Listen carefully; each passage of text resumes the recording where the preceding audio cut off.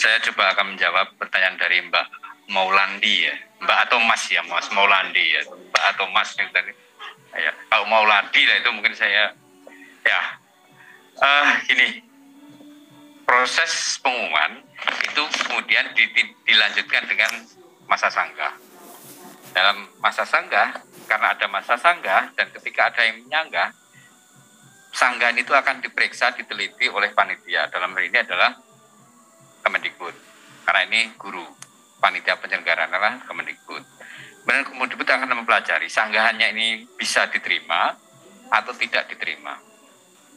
Kemudian ketika sanggahan ini diterima, konsekuensinya pasti akan dilakukan pengolahan ulang untuk mengakomodir sanggahan itu. Dan konsekuensi selanjutnya bisa jadi tadi yang sudah dinyatakan lulus akan tergeser menjadi tidak lulus karena ada sanggahan yang diterima. Ini kenapa kok tadinya lulus bisa tidak lulus gitu. Dan mungkin perlu diketahui untuk guru itu berdasar Permenpan RP-nya memang desainnya agak berbeda, proses seleksinya agak berbeda dengan JF non guru. Dan ada 3 tahap, kemudian siapa saja yang berhak untuk tahap pertama, kemudian bagaimana penentuan kelulusan untuk yang tahap pertama, kemudian siapa saja yang berhak tahap kedua, bagaimana penentuan kelulusannya, dan di sana ada afirmasi sekian afirmasi yang di awal yang diatur dalam Permenpan RP, kemudian afirmasi yang diatur dalam keputusan Menpan RP nomor 1169. Jadi ada 3 kategori ambang batas kelulusan. Ambang batas kelulusan yang sesuai dengan Permenpan 1172, Kemenpan 1127, kebalik 1127. Kemudian afirmasi yang berikutnya untuk yang usia di atas 50 tahun, ya itu diatur dalam Kemenpan 1169 dan afirmasi yang berikutnya. Jadi ada 3 kelompok nilai ambang batas kelulusan dan itu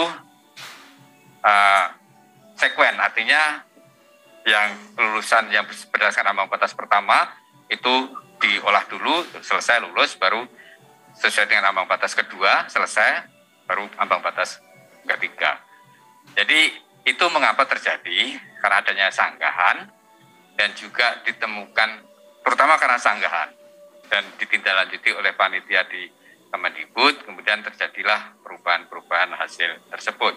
Kalau yang nilainya jadi 0, ini yang mungkin kasus yang harus kami tahu kasusnya dulu seperti apa, karena nilai itu kalau tidak salah sepanjang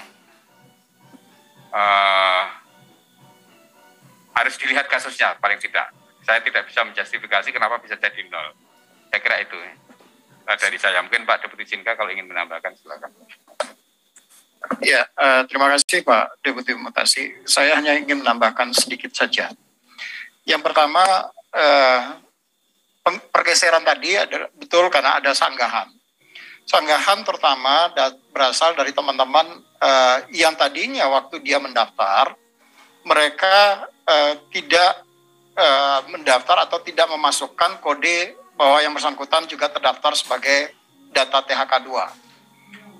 Nah, ini jumlahnya cukup banyak yang mereka guru honorer yang terdaftar di data THK 2, tetapi kemudian waktu melakukan pendaftaran mereka tidak memasukkan kode THK 2-nya. Karena waktu dia mendaftar itu dia harus menginput kode dia terdaftar di THK 2-nya kodenya berapa. Nah, pada saat setelah dilakukan pengolahan hasil dan mereka kan bisa menghitung sendiri bahwa saya kan THK 2, saya juga terdaftar di THK 2, saya terdaftar di Dapodik, maka harusnya saya juga bisa mendapatkan afirmasi di THK 2-nya. Nah, teman-teman inilah yang kemudian melakukan gugatan. Jumlahnya cukup banyak. Kemudian kami menyisir kembali berapa banyak sebetulnya dari peserta dari tahap 1 tadi yang mereka betul-betul terdaftar di THK 2, di dalam database THK 2 yang ada di BKN. Database ini tidak pernah diupdate, jadi Artinya data ini menjadi sangat statis dan memang kita tidak boleh melakukan updating data THK 2. Nah, jumlahnya sangat banyak. Yang dari awalnya gugatan itu hanya puluhan orang, kemudian setelah kami telusuri, ternyata jumlahnya itu ada 9 ribuan orang yang dia betul-betul terdaftar di THK 2, tetapi belum mendapatkan afirmasi di dalam perhitungan berdasarkan Permenpan 1127.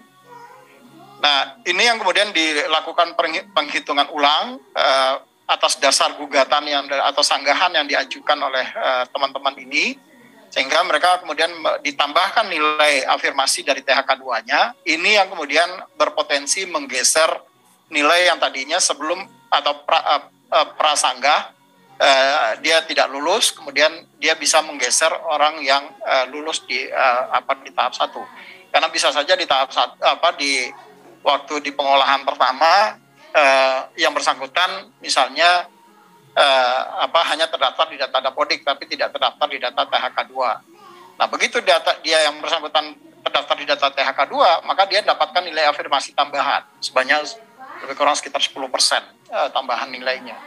Nah, ini yang berpotensi untuk menggeser nilai-nilai yang dari peserta yang tadinya lulus di sebelum sanggah menjadi tidak lulus setelah sanggah. Jadi perhitungan nilai ini tidak ada manipulasi sama sekali, saya bisa pastikan itu. Dan ini benar-benar murni hanya karena yang sebelumnya yang bersangkutan tidak mendapatkan afirmasi, belum diperhitungkan afirmasinya. Setelah dilakukan sanggah, kemudian mereka mendapatkan afirmasi. Setelah kita cek, ternyata betul yang bersangkutan datanya terdaftar di THK 2. Itu tambahan saya. Terima kasih. Terima kasih Pak Deputi Mutasi dan Deputi Sinka atas pertanyaan dari Mas Maulandi. Mas Maulandi ya, bukan Mbak ya, mohon maaf. Jadi ini terakhir Pak, karena waktu sudah mulai sudah hampir habis. Satu lagi, SKB Pak, terkait pelaksanaan SKB. Kalau nanti ada yang kena COVID bagaimana? Apakah masih diberi kesempatan seperti SKD Bapak? Iya, prinsipnya tentu saja masih diberikan kesempatan, tapi waktunya tidak akan panjang. Jadi waktunya kemungkinan H+1. Jadi kalau instansinya misalnya selesai seleksinya katakanlah hari terakhirnya di tanggal 20 misalnya, maka di tanggal 21-nya yang bersangkutan sudah harus dijadwalkan ulang untuk SKB-nya.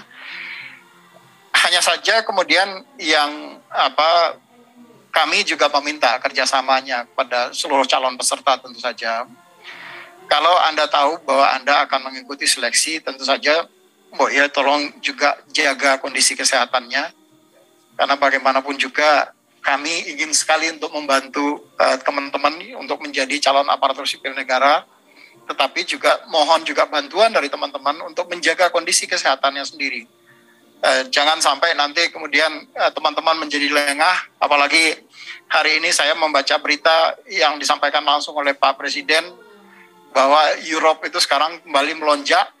Jangan sampai kejadian ini kemudian terjadi kembali di Indonesia. Jadi kita harus tetap waspada. Kita walaupun sekarang sudah turun drastis, tetapi kita tidak boleh lengah di dalam terkait dengan COVID-19 ini. Kerjasama dari semua pihak tentu saja sangat kami harapkan, terutama dari teman-teman yang akan mengikuti seleksi, demikian juga dengan teman-teman yang akan bertugas di titik-titik lokasi. Karena seperti arahan Pak Kepala dan kepada kami dan juga selalu diingatkan oleh teman-teman di gugus tugas, kami tentu tidak ingin seleksi calon aparatur sipil negara ini menjadi klaster baru di dalam penyebaran COVID-19. Itu mungkin beberapa hal yang dapat saya sampaikan. Terima kasih Pak.